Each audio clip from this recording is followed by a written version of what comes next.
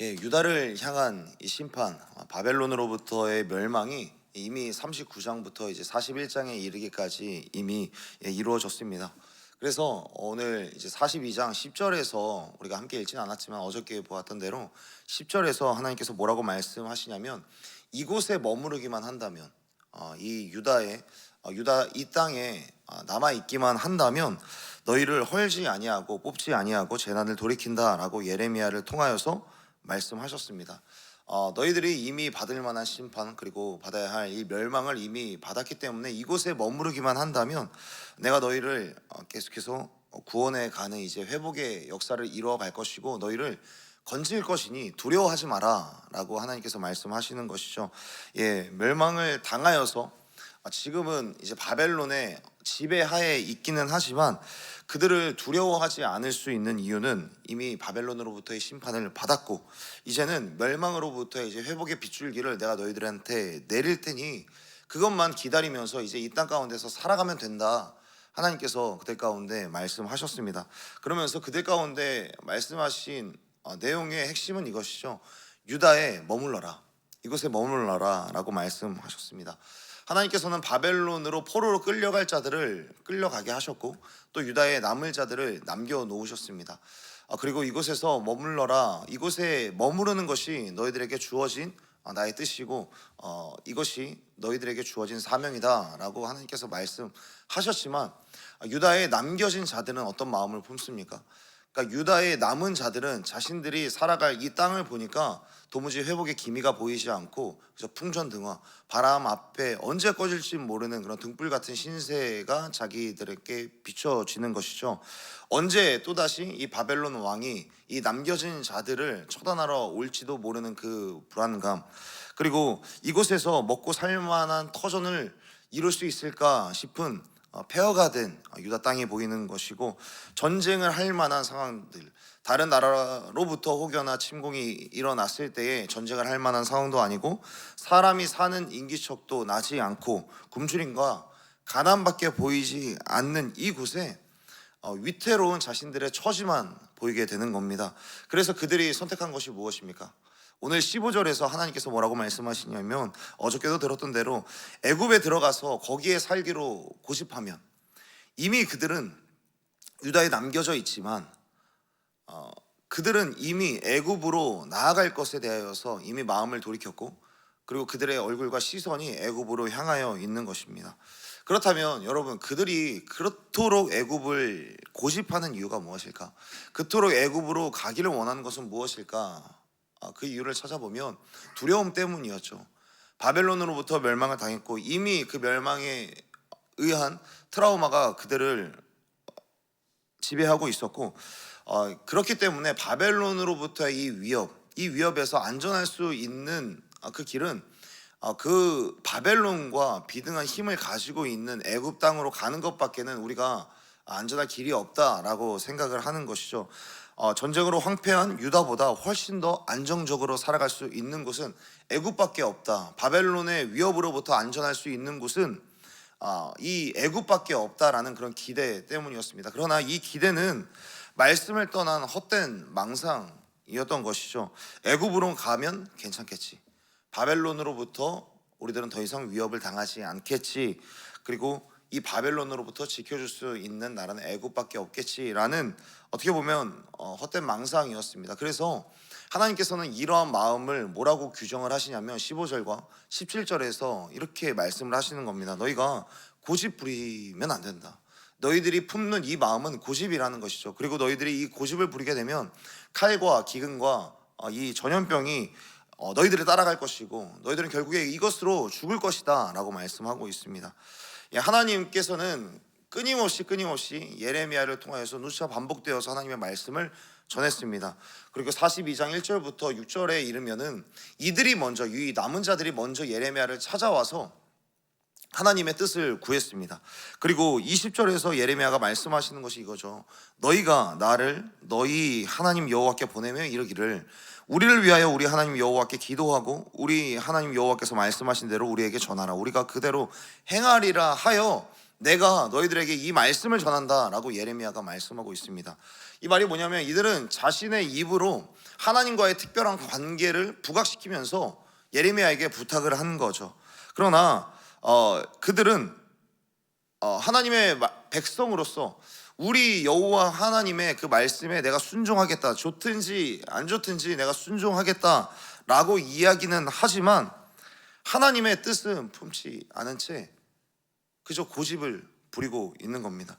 사랑하는 여러분, 우리가 신앙생활을 하면서 가장 큰 방해물 중에 하나를 꼽자면 바로 이런 것들입니다. 하나님의 말씀에서 어긋난 자기중심적인 이 고집들이 우리 삶 가운데 우리의 신앙생활에 고질적인 병폐가 되고, 이게 시간이 흐르면 흐를수록 우리 가운데 더욱더 짙어지는 것을 우리들은 경험하게 됩니다. 시간이 지나면 지날수록 내가 여러 가지 경험이 쌓이고 그리고 여러 가지 성경적인 지식이 쌓인다 하게 되면 그 순간순간 아침마다 새로운 하나님의 뜻을 우리가 발견하고 구하는 것이 아니라 지금까지 그래 왔었던 그 은혜, 내가 지금까지 있었던 과거의 은혜를 붙잡고 하나님의 지혜를 멀리하고 때로는 군중심리나 그리고 나의 경험과 나의 지성을 바탕으로 하나님의 뜻을 판단하는 나의 고집을 부릴 때가 있다라는 것이죠.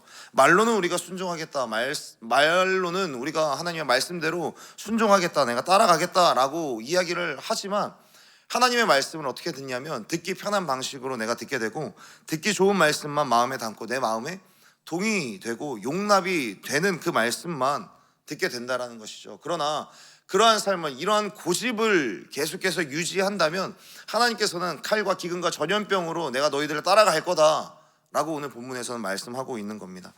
눈앞에 보이는 이 폐허가 된 이 땅보다는 당연히 애굽이 낫지, 바벨론의 감시 속에서 발전 없이 사느니 차라리 애굽이 낫지, 여기에서 굶주리느니 차라리 애굽이 낫지, 하나님은 우리의 실정은 몰라도 너무 모른다 라는 그런 생각을 하고 살아가게 된다면 하나님의 말씀은 들리지 않고 나의 고집에 의하여서 영적인 생명력만 계속해서 잃어간다라는 겁니다. 여러분, 이러한 고집을 부리다가 결국에 비참한 말로를 경험한 사람이 누구입니까? 이들이 가려고 하는 그 애굽 땅, 출애굽기 8장에서부터 보이는 바로 애굽 땅의 바로가 자신의 고집을 부리다가 비참한 말로를 경험하게 됐죠. 자신의 백성을 건져내기로 이미 결심한 하나님께서 애굽에서 종살이를 하고 있었던 이스라엘 백성들을 건져내겠다라고 선언하셨습니다. 그러나 결단코 그럴 수 없다라고 고집을 부렸던 애굽 왕의 바로, 이 바로는 결국에 하나님께서 내리시는 칼과 기근과 전염병, 이 재난들을 만나게 되죠. 10가지의 재앙을 만나고 10가지의 재앙을 만날 뿐만 아니라 장자의 죽음, 자신의 큰 아들을 죽이게 되고, 그리고 자신뿐만 아니라 모든 백성들의 장자를 죽게 만들고 자신의 군대를 홍해에 수장시키는 그런 화를 자초하게 되었습니다. 고집을 부리다가 결국 재앙을 만난 이 애굽이라고 하는 나라에 이 유다 백성들이 똑같이 고집을 부리면서 애굽으로 가려고 하는 이 상황을 보면서 하나님이 얼마나 답답하셨겠습니까? 그러니 하나님은 돌이키라 라고 말씀하시면서 애굽이 아니다, 너희들이 있어야 하고 너희들이 가야 하는 곳은 이 폐허가 된 땅이지만 내가 너희들에게 말씀을 전했고 내가 너희들과 함께 머무르기를 원하는 이 유다 땅에 머무르는 것이 나의 뜻이다 라고 말씀하시는 겁니다. 여러분, 하나님께서 이들을 유다에 남겨놓으신 이유가 무엇이겠습니까? 바벨론의 포로로 끌려가게 만드신 자들은 그곳에서의 사명이 있는 것이고, 유다에 남겨진 자들은 유다에 남겨진 채로 하나님께서는 이루게 하시고자 하는 일들이 분명히 있기 때문에 이곳에 남겨두신 겁니다. 여기에 남은 자는 그냥 전쟁에서 살아남은 자가 남은 자가 아니라 이 폐허가 된 유다 땅을 보면서 우리가 왜 이렇게 되었지, 우리가 왜 이런 폐허가 되고 황폐한 땅 가운데 이르게 되지, 이 땅을 보면서 우리 민족이 왜 이렇게 되었는지를 보면서 하나님 앞에 회개하며 하나님께서 우리들에게 회복의 이 빗줄기를 내리실 것을 기대하고 신뢰하고 이 회복을 기다려야만 하는 그런 사명을 안고 있는 사람들입니다. 이 사명을 안고 예루살렘과 이스라엘을 지키게 하기 위하여서 하나님께서는 굳이 이들을 유다 땅에 남겨두셨다라는 겁니다. 이곳에 남겨서 다시 한번 나를 보고, 그리고 70년이 지난 뒤에 다시금 돌아올 백성들을 너희들은 맞이해야 되는 그런 사명을 안고 그들은 그곳에 머물러 있는 것이죠.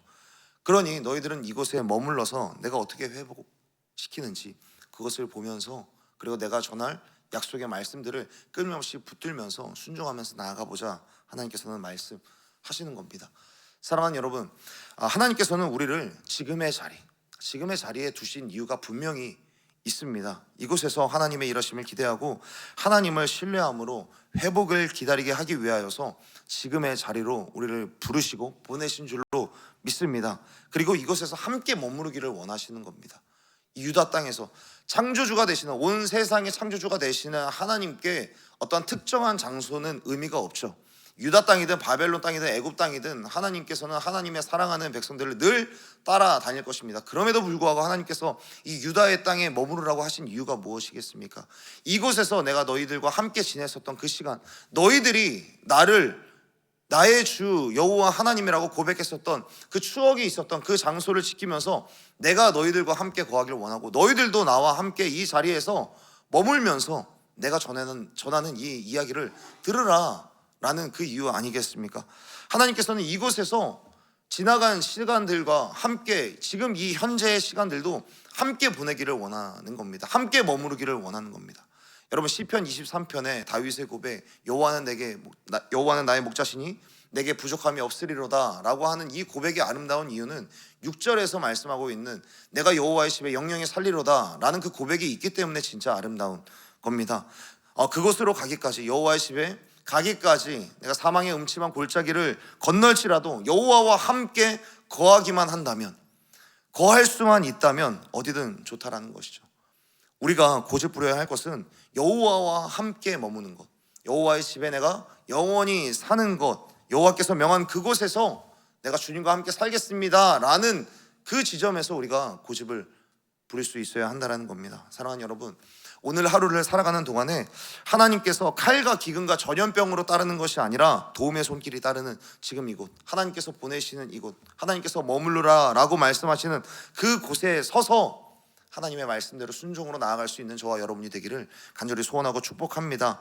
이미 답을 정해놓고 고집을 부리는 것이 아니라 하나님의 뜻에 자기의 뜻을 내려놓고 나의 뜻보다 하나님의 뜻을 앞세워서 부르신 자리에서 하나님께서 보내신 그 사명의 역할들을 잘 감당하는, 그래서 하나님과 함께 그곳에서 머무르는 저와 여러분이 되기를 간절히 소원하고 축복합니다. 함께 기도하겠습니다. 사랑이 많은